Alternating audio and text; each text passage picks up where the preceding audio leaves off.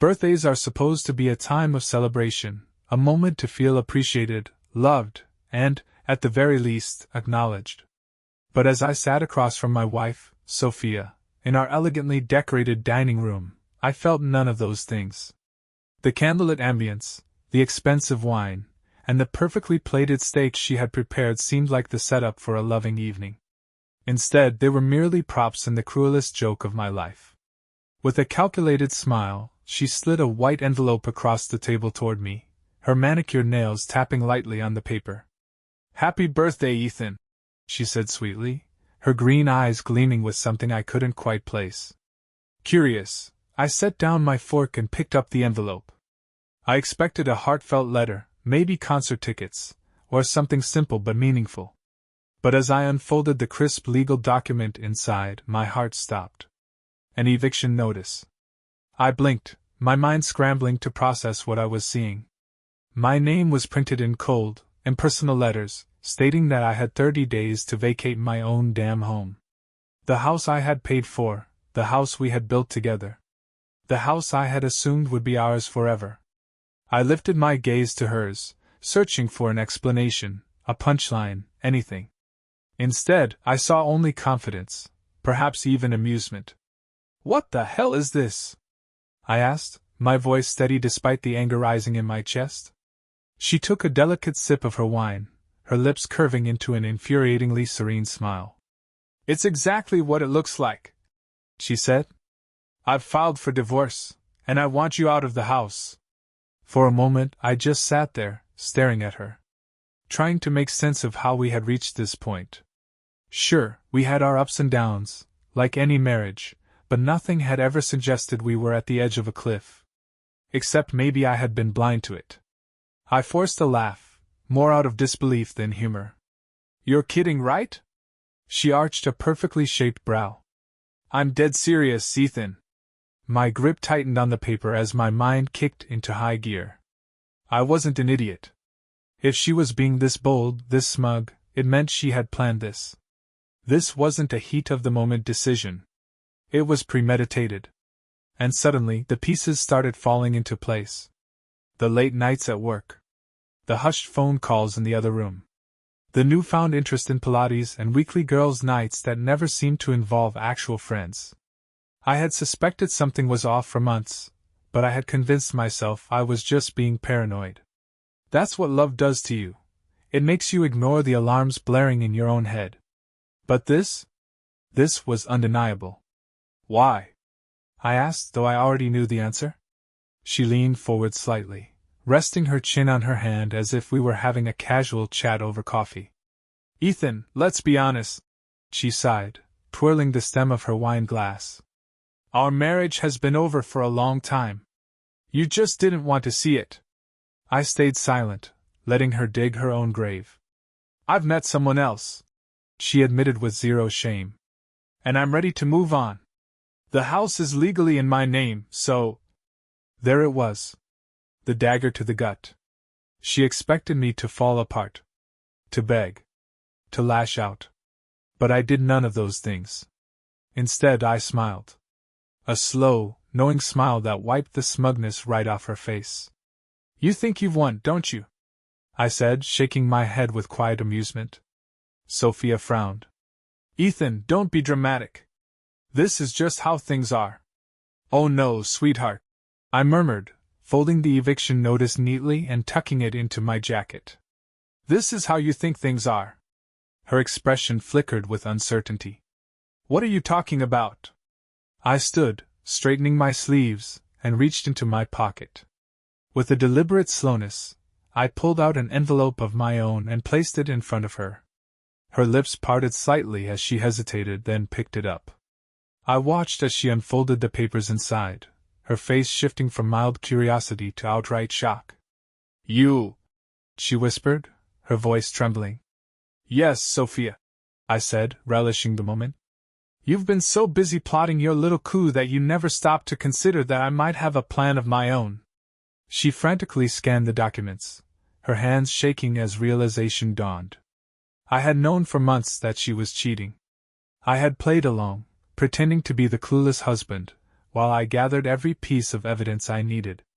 Bank statements, text messages, photos, proof that would leave her with nothing. "You didn't just file for divorce," she whispered, her voice barely above a breath. You're suing for full financial control?" I nodded. "You see, Sophia, you might have put the house in your name, but everything else? The investments, the savings, the luxury car, even the accounts you thought were yours. They're legally mine." I took a step closer, lowering my voice so only she could hear.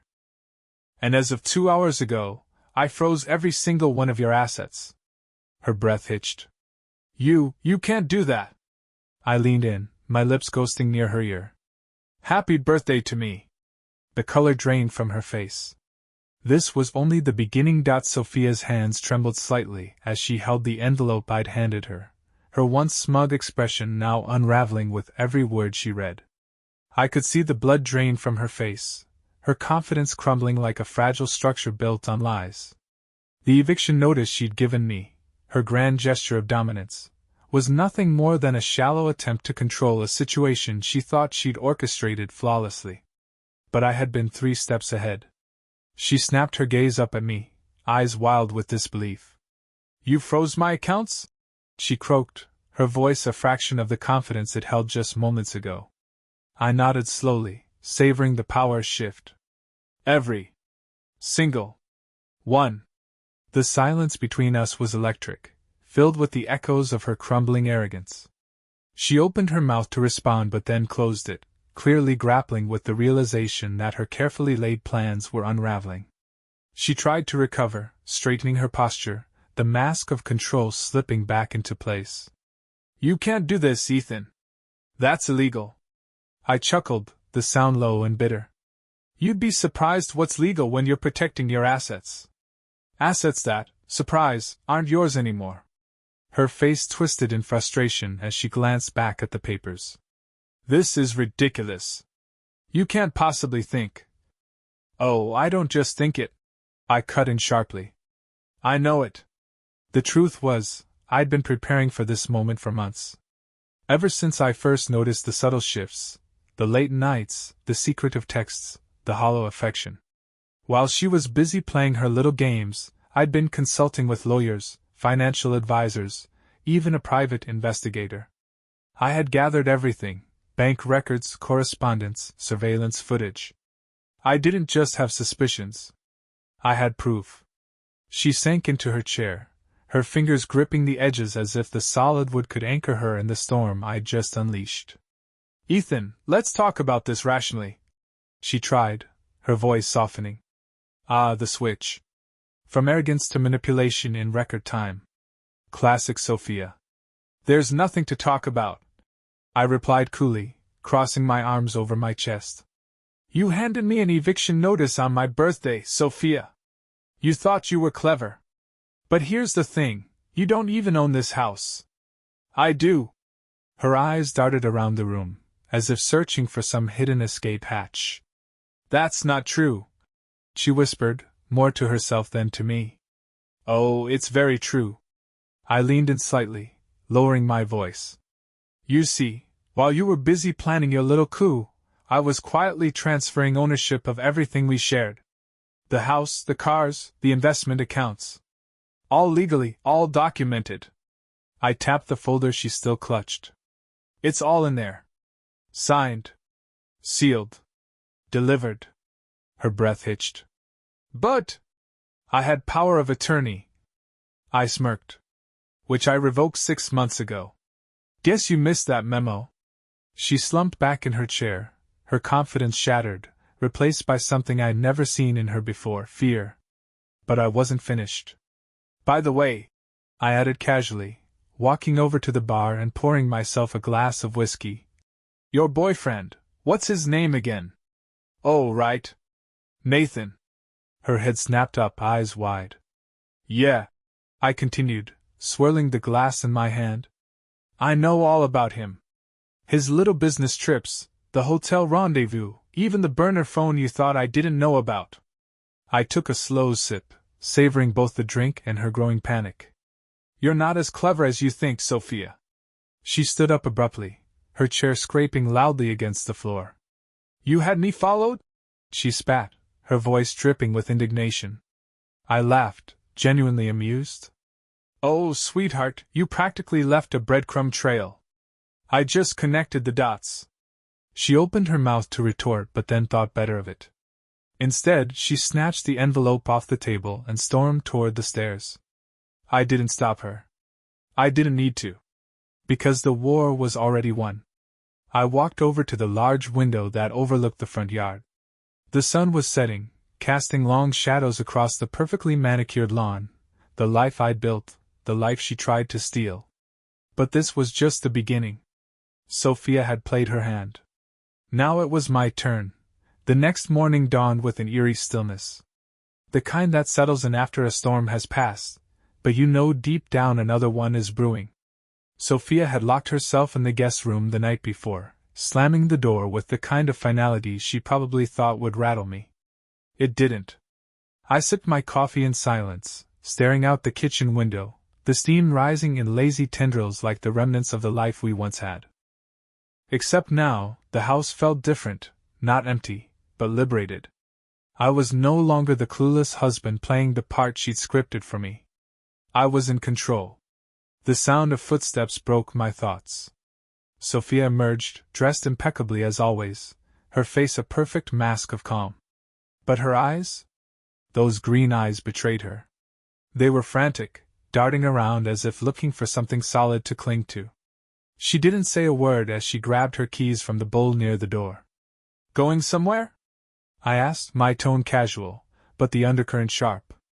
She froze, her fingers tightening around the keys. "I have errands," she replied curtly. I set my mug down, leaning against the counter. "Let me guess, meeting Nathan?" Her jaw clenched. "You're being ridiculous." "Am I?" I tilted my head slightly, watching her squirm under the weight of the truth.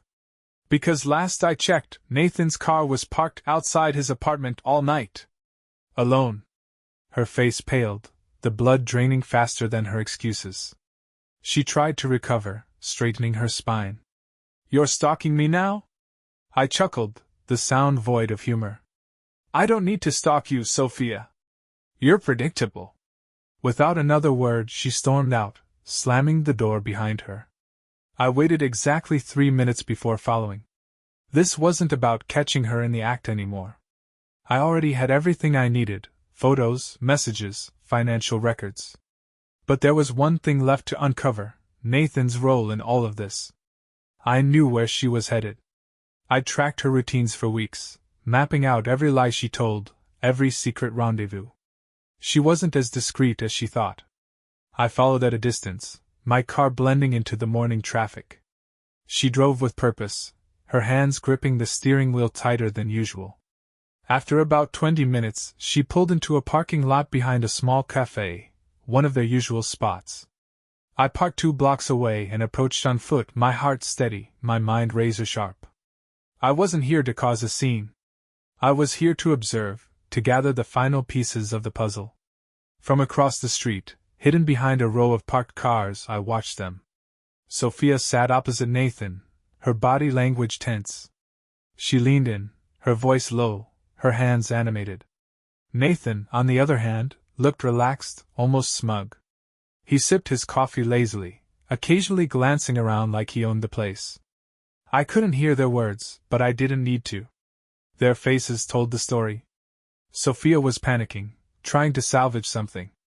Nathan was indifferent, probably realizing she wasn't the prize he thought she was. After about 30 minutes, Nathan stood up abruptly, tossing some cash on the table. Sophia grabbed his arm, pleading with him, but he shrugged her off with the same charm he probably used to lure her in. Then he walked out, leaving her sitting there, small and insignificant. I smiled. Perfect. I waited until Nathan disappeared around the corner before making my move. I crossed the street and entered the cafe, my presence like a cold gust of wind. Sophia looked up, her face a mask of shock and horror. "Mind if I join you?" I asked, sliding into the seat Nathan had just vacated. She didn't respond. I leaned forward, resting my elbows on the table. "Rough morning?" Her eyes darted around, probably wondering if anyone was watching, if she could escape. But there was nowhere to run. You think Nathan's going to save you? I continued, my voice low and steady. Because from where I'm sitting, it looks like he's already moved on. She opened her mouth to respond, but I cut her off. Don't bother lying, Sophia. It's beneath you. Her lips trembled slightly, but she managed to steel herself. What do you want, Ethan? I smiled, leaning back in my chair. I already have everything I want. I just came to see the look on your face when you realize you've lost. She glared at me, her facade cracking. You're pathetic. I laughed, genuinely this time. Pathetic? No, Sophia. Pathetic is thinking you could outsmart me. I stood up, tossing a few bills on the table. Good luck with your life, Sophia. You're going to need it. As I walked out of the cafe, the sun felt warmer, the air lighter. This wasn't the end. It was just the beginning of her downfall. The days that followed were eerily calm, like the eye of a hurricane before it tears everything apart. Sophia didn't come home that night. I wasn't surprised. She probably thought staying away would rattle me, make me wonder where she was, who she was with. But the truth was, I already knew. Her little affair with Nathan? It was unraveling faster than she could control. I had made sure of that. I sat at the dining table one evening, sipping bourbon, the warm amber liquid reflecting the soft glow of the chandelier above. In front of me was a neatly stacked folder, documents, photos, emails, bank statements, all the evidence I'd meticulously gathered over the past few months. This wasn't just about infidelity anymore. This was about control, about reclaiming the narrative Sophia thought she owned. The front door creaked open around midnight. I didn't even flinch. Sophia walked in, her designer heels clicking against the hardwood floor like a metronome counting down to her own destruction. She was dressed to impress, tight black dress, makeup perfectly applied, but her face betrayed her. The dark circles under her eyes, the forced confidence in her posture. She was crumbling. She stopped when she saw me, her eyes narrowing. Still here, I see. I smiled, leaning back in my chair. Where else would I be? This is my house, after all. She scoffed, tossing her keys onto the console table. Don't flatter yourself. You think you've won because you froze some accounts and played detective? I didn't respond immediately. Instead, I reached for the folder, tapping it lightly. Sophia, you don't seem to understand. This isn't a game I'm trying to win. It's a lesson you needed to learn. She crossed her arms, her lips curling into that smug smile she always wore when she thought she had the upper hand. And what lesson is that, Ethan? How to be a bitter, pathetic man clinging to scraps of dignity. I stood slowly, picking up the folder and walking towards her. I stopped just inches away, close enough to see the flicker of uncertainty in her eyes. The lesson, I whispered, is that you should never underestimate someone who's been quietly watching you dig your own grave. I dropped the folder onto the console table with a loud thud. She flinched. What's this? She snapped, flipping it open. Her eyes darted across the pages. Bank transfers to hidden accounts, hotel receipts, photos of her with Nathan. Emails she thought she'd deleted. Her face went pale. I stepped back, crossing my arms. I've been documenting everything, Sophia. Every lie, every betrayal. This isn't just evidence of your affair, it's proof of financial misconduct. You've been siphoning money from our joint accounts, hiding assets. That's not just morally wrong. It's illegal. She slammed the folder shut, her hands trembling. You can't use this against me in court. Half of this isn't even admissible. I chuckled, shaking my head. I don't need to use it in court. I leaned in, my voice dropping to a whisper. I just need to show it to the right people. Her eyes widened. You see, I continued, Nathan isn't exactly the loyal partner you thought he was. I had a little chat with him. Turns out, he's more than willing to cooperate if it means saving his own skin. She staggered back a step, her mask of confidence shattering. You're lying. I pulled out my phone, tapping the screen to play an audio recording. Nathan's voice filled the room. Look, man, it wasn't personal. She said you were miserable, controlling. I didn't even know about the money transfers until she started asking me to help move funds. I'll testify if you need me to. Just keep me out of legal trouble. Sophia's knees buckled slightly, and she gripped the edge of the table for support. I let the silence hang in the air, thick with her realization. You thought you were the mastermind, I said softly. But you were just a pawn. She sank onto the couch, burying her face in her hands. I watched her for a moment, feeling nothing. No pity, no anger. Just the hollow satisfaction of a man who had finally peeled back the layers of deceit to expose the rot beneath. When she finally looked up, her eyes were glassy, filled with the weight of her crumbling world. What do you want, Ethan? She whispered. I grabbed my coat, heading for the door. Nothing, I said over my shoulder. You've already given me everything I need. I stepped outside into the cool night air, the door closing softly behind me. For the first time in months, I felt free. But this wasn't the end. It was just the beginning of her downfall. The morning after our confrontation, the house felt different. Not physically, everything was still in its place, but the air had shifted. No more tension thick enough to cut with a knife.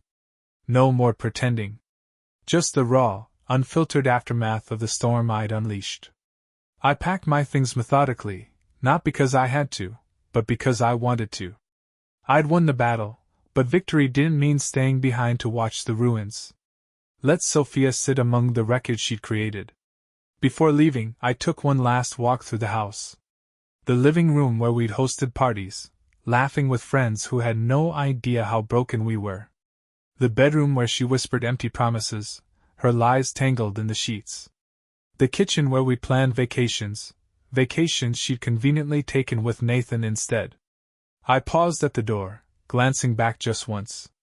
Then I walked out without looking back. Life has a funny way of restoring balance when you least expect it. Sophia's world was crumbling faster than I anticipated. Nathan had turned on her completely, handing over emails, text messages, and even financial documents she thought she'd hidden. He was desperate to save himself, and Sophia was the perfect scapegoat. Her job? Gone. Her social circle? Vanished. Her reputation? Shattered beyond repair. I heard from mutual acquaintances, people who once adored her, that she'd been seen leaving court, sunglasses barely hiding her tear-streaked face. The media caught wind of the financial misconduct tied to her name, splashing her downfall across headlines she used to dream of gracing for very different reasons. But the final nail in the coffin wasn't the legal trouble. It wasn't Nathan's betrayal. It was the letter I sent her, Sophia. I used to wonder how we got here. How we unraveled so completely. But now I realize, this was never about us. This was always about you. You thought you could control me, manipulate me, destroy me. But here's the thing, you never really knew me at all. You saw what you wanted to see, the dependable husband, the safe choice, the man you thought was too blind to notice your lies. But I saw you, Sophia. The real you. And while you were busy playing your games, I was building an exit strategy. You gave me the best gift anyone could have asked for, the chance to see you for who you truly are. And in return, I gave you exactly what you deserve, nothing. No love. No loyalty. No future. Consider this my final goodbye. Ethan, I never got a response. I didn't need one. Her silence was the loudest victory of all. I moved on, not to someone new, but to something new. A life unburdened by deceit, where the only games I played were ones I could win. Because the truth is, Sophia didn't break me. She freed me. The subpoena arrived on a rainy Thursday morning, tucked neatly in a cream-colored envelope as if it contained something as innocent as a wedding invitation. But as soon as I saw the return address, law offices of Daniels and Mercer, I knew exactly what it was. Sophia was fighting back. I sat at my kitchen counter, the envelope resting between my fingers like a fragile artifact. The morning sunlight filtered through the blinds, casting thin, jagged lines across the polished surface, as if even the light itself had sharp edges. I opened it slowly, not out of hesitation but to savor the irony. The woman who thought she could destroy me was now the one scrambling for leverage. Inside was the expected notice of a divorce hearing, an official petition claiming unlawful control of marital assets, a desperate attempt to claw back what she'd lost. The words on the page screamed of one thing: desperation. I leaned back in my chair, a slow smile creeping across my face. Let the games begin. The first hearing was set 2 weeks later. Walking into that courtroom felt surreal, not because I was nervous, but because of how calm I was. I wore a tailored navy suit, crisp and sharp, the fabric cool against my skin. Sophia was already there, seated beside her high-priced attorney, looking every bit the part of a woman trying to maintain control. Her hair was styled to perfection, her makeup flawless, but beneath the polished exterior, I saw the cracks. She avoided my eyes as I took my seat across from her, but I caught the brief flicker of recognition, the realization that I was untouchable. Her attorney, a smug, overconfident man named Patrick Mercer, began with his carefully rehearsed lines, painting Sophia as the wronged spouse who had been unfairly manipulated and deprived of her rightful share. His voice was smooth, dripping with false sympathy, but the words meant nothing. When it was my turn to speak, I stood, buttoned my jacket, and met the judge's gaze without flinching. Your Honor, I began, my voice steady, this isn't a case of financial manipulation. It's a case of deception, one that I have documented in detail. What Mrs. Reynolds conveniently left out of her petition is that she was not only unfaithful but actively engaged in fraudulent activities, siphoning funds into hidden accounts. I have the evidence to prove it. I placed a thick folder on the table with a satisfying thud, the same folder I'd shown Sophia weeks ago.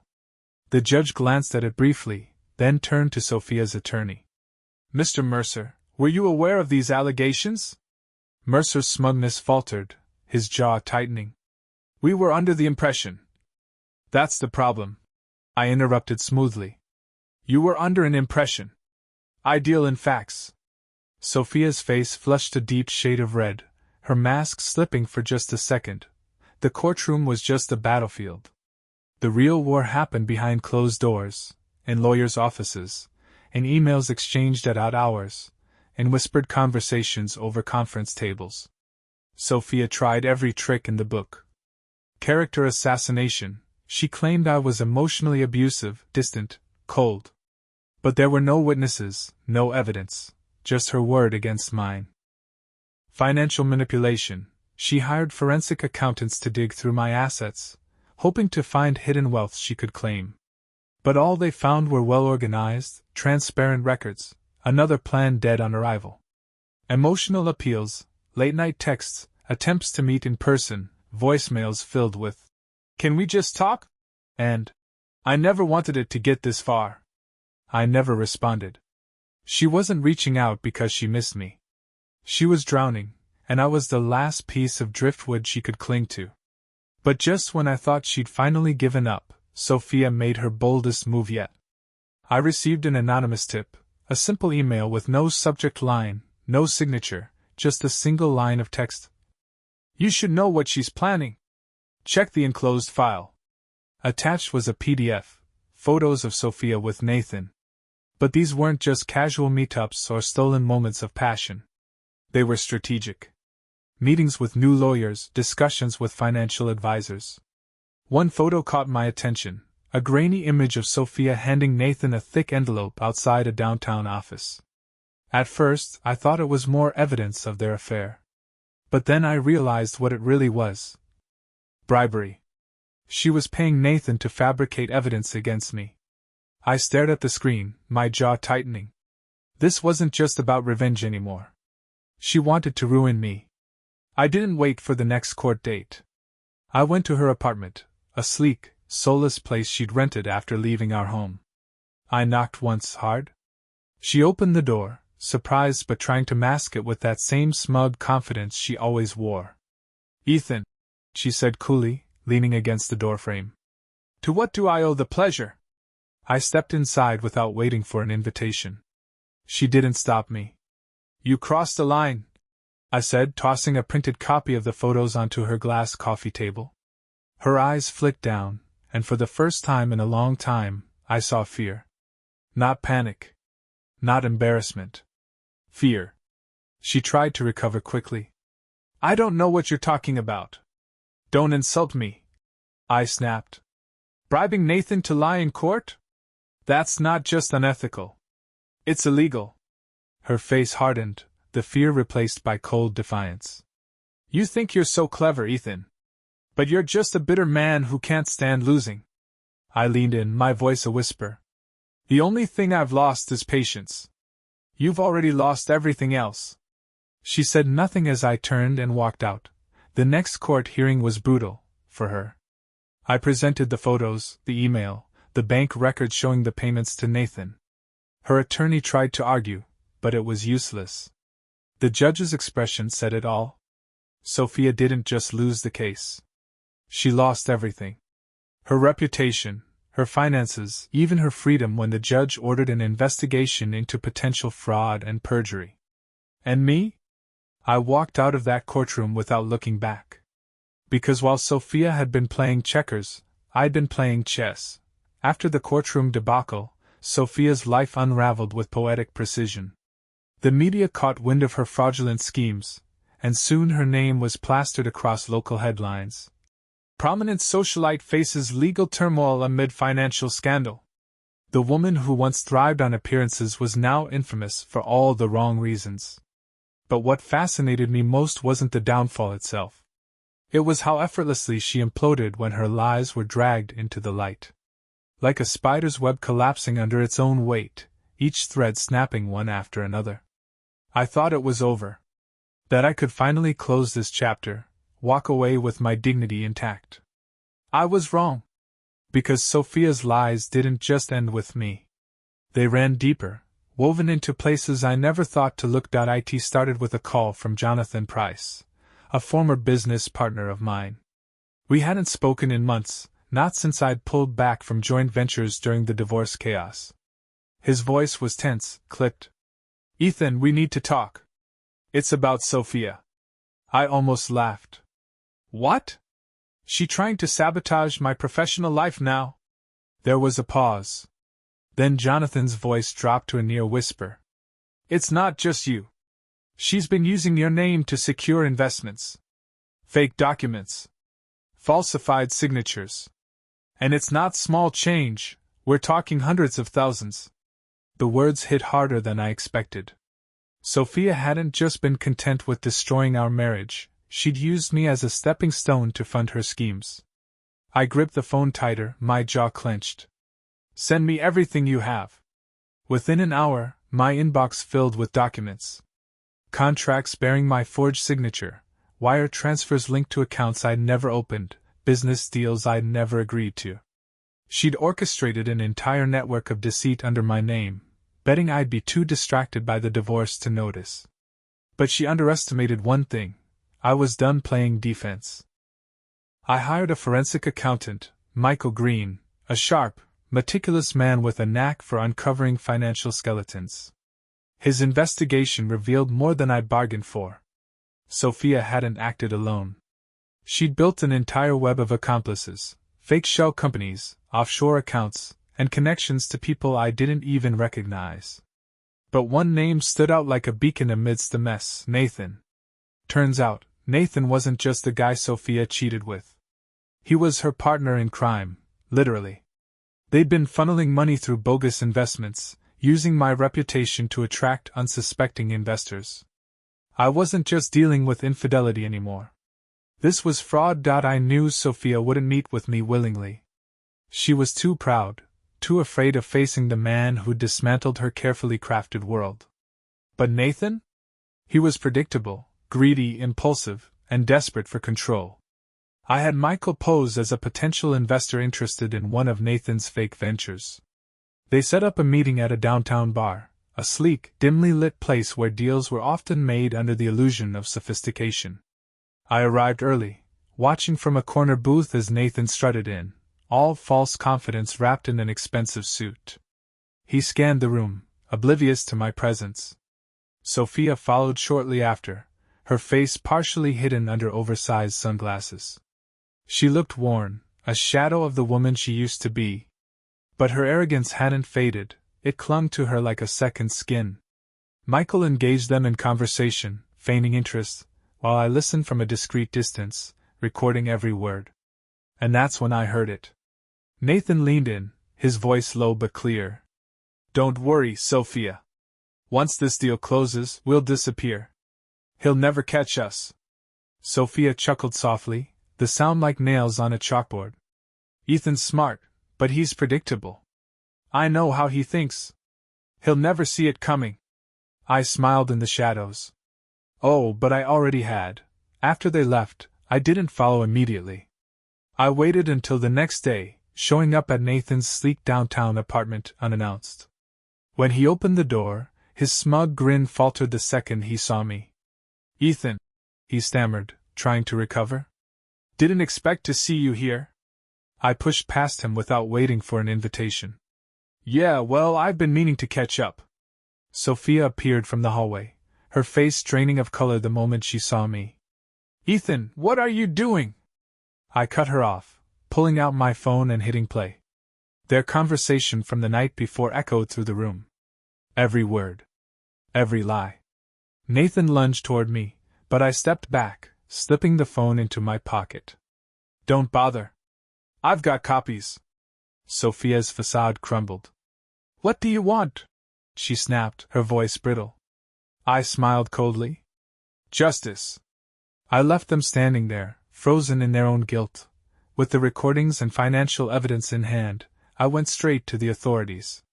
It wasn't about revenge anymore. It was about accountability.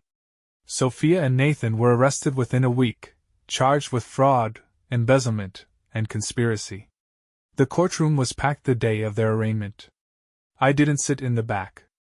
I sat front and center, watching as the judge read the charges.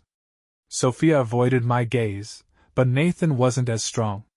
His eyes met mine, filled with a mixture of rage and regret. But I felt nothing. Because the truth is, they never broke me. They freed me. Nathan always struck me as the type who thrived on illusion, polished smiles, designer suits, and charm thick enough to mask the rot beneath. But when the walls closed in, when the weight of their crimes became undeniable, that carefully crafted persona began to crumble faster than I expected. His trial was set a month after his arrest, and while Sophia tried to maintain her dignity, dressing in modest suits, her face a picture of faux remorse, Nathan spiraled. He arrived in court disheveled, dark circles under his eyes, the confident smirk replaced by a hollow stare. Gone was the man who strutted into expensive restaurants with Sophia on his arm, drunk on arrogance.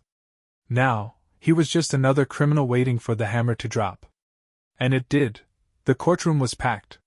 Former friends, business associates, even reporters crowded the benches, eager to witness the unraveling of a scandal that had gripped the city's elite.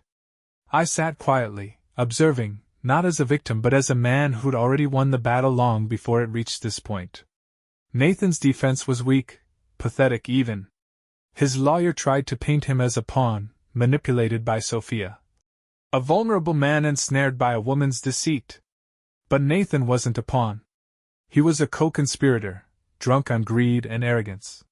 When it was his turn to testify, he broke faster than anyone anticipated. Under pressure, his composure shattered like glass.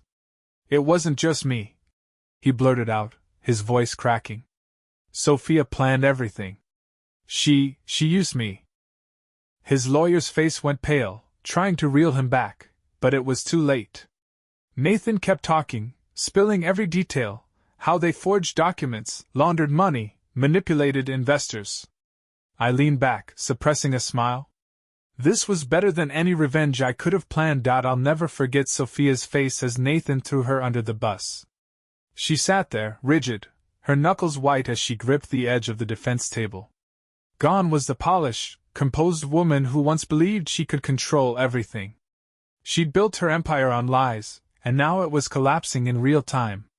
When court adjourned that day, she tried to approach Nathan, probably to manipulate him one last time, but he recoiled, his face twisted with disgust. Even he couldn't stand her anymore. After his testimony, Nathan's life spiraled out of control. His assets were seized, his accounts frozen, and the so-called friends who once basked in his charisma vanished. The luxury apartment, the fancy cars, the exclusive parties, they were all gone, replaced by court dates and prison walls. Rumors spread fast. I heard whispers that he tried to negotiate a plea deal in exchange for a reduced sentence, but it didn't matter. His cooperation couldn't erase the mountain of evidence against him. The day of his sentencing, I stood outside the courthouse, watching as they led him away in handcuffs. Our eyes met briefly. There was no rage in his expression anymore. No arrogance. Just emptiness. A few weeks after the trial, I received a letter, handwritten, the envelope marked with a prison return address. It was from Nathan. I almost tossed it in the trash, but curiosity got the better of me. Ethan, I don't expect you to forgive me. I wouldn't if I were you. I thought I was smarter than everyone else, but I see now I was just a fool, a pawn in Sophia's game.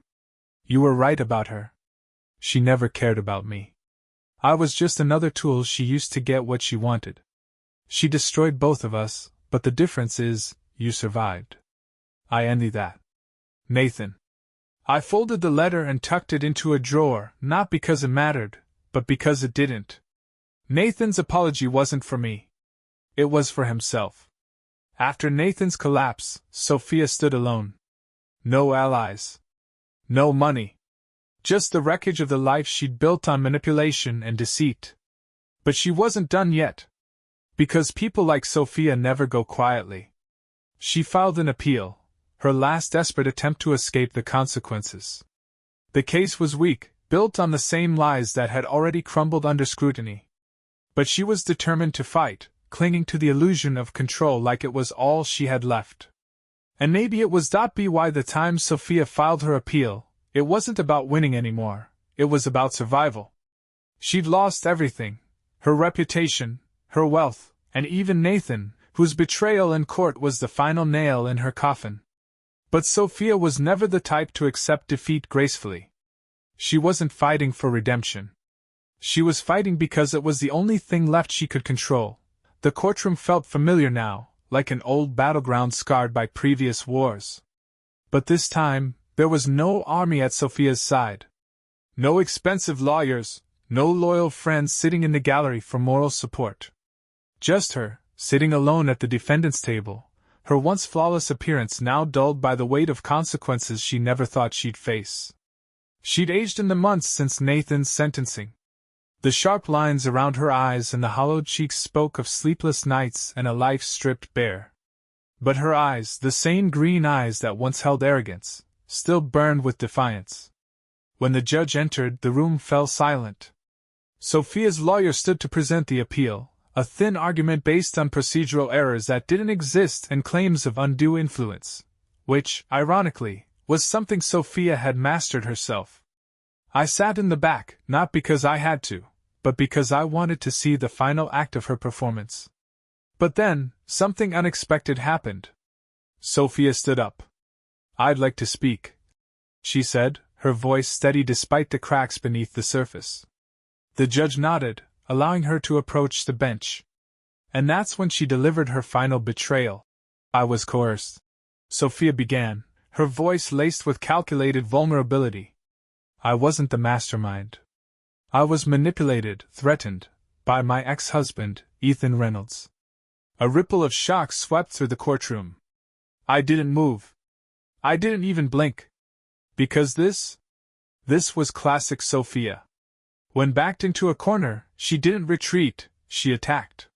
She spun a tale of emotional abuse, claiming I'd orchestrated everything, that I'd been the true puppet master pulling the strings while she was just a victim trapped in my web.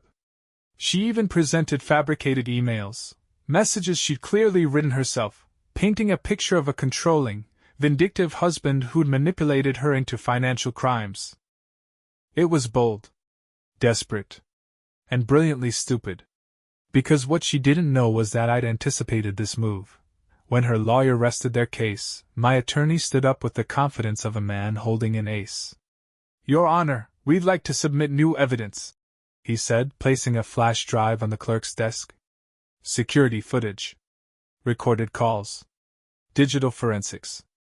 Proof of Sophia's communications with Nathan, unedited, timestamped, irrefutable." Not only did it debunk her claims, but it also revealed her attempts to forge evidence against me. When the footage played, Sophia caught on video instructing Nathan on how to doctor emails. The courtroom fell into stunned silence. Sophia's face strained of color, her final act crumbling before her very eyes. The judge's gavel came down hard.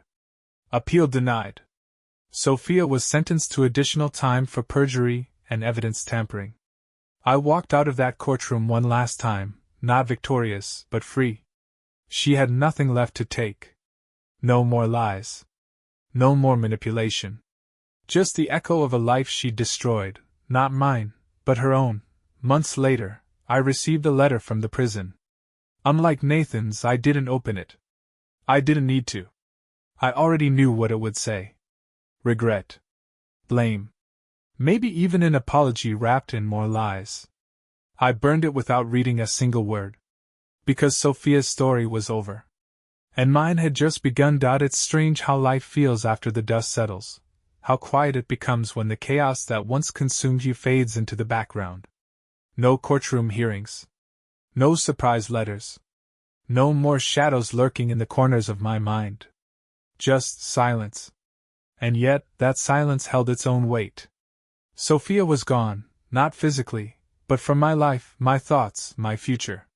She was serving her sentence in a cold, gray prison somewhere far from the world she once controlled.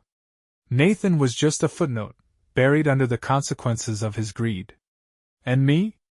I was supposed to feel victorious. But the thing about winning a war is that even when you come out on top, you're still left with the wreckage. I sold the house, the one Sophia tried to steal from me. The walls held too many echoes of a life that no longer existed. The laughter that once filled the rooms now felt like distant echoes of a man I didn't recognize anymore. I moved into a modest apartment downtown. No sprawling yards, no expensive decor, just a space where the only thing that mattered was peace. But peace is deceptive. It gives you time to think. And thinking leads you back to places you'd rather forget. Some nights, I'd sit by the window, staring out at the city lights, wondering how it all went so wrong. Was there a moment I missed? A sign I ignored? Or was Sophia always destined to be a storm, and I was just a fool who thought I could stand in the rain without getting soaked? But the truth was, it wasn't about the affair. It wasn't even about the betrayal. It was about the lie. The lie I told myself, that love was enough, that trust was unbreakable, that people don't wear masks until it's too late to see what's underneath. I never planned to see her again. But life has a way of forcing you into moments you're not ready for. It was a chance encounter at a coffee shop near the courthouse.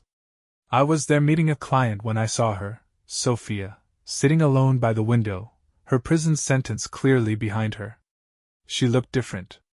Older. Tired. But her eyes, those green eyes, were the same. She saw me too. For a moment, the world paused. No noise. No movement. Just two people staring across a chasm that used to be a marriage. She stood up, hesitant, and approached me. "Ethan," she said softly, her voice thinner than I remembered. I looked at her, really looked at her, and felt nothing. No anger. No sadness. Just emptiness where her memory used to live. "Hi, Sophia," I replied, my tone flat.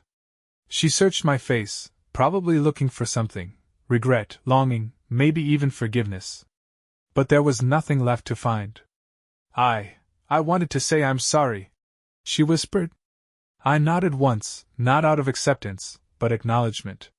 And then I turned and walked away. You don't get closure from the people who hurt you. You get it from yourself. I built a new life, not better, not worse, just different.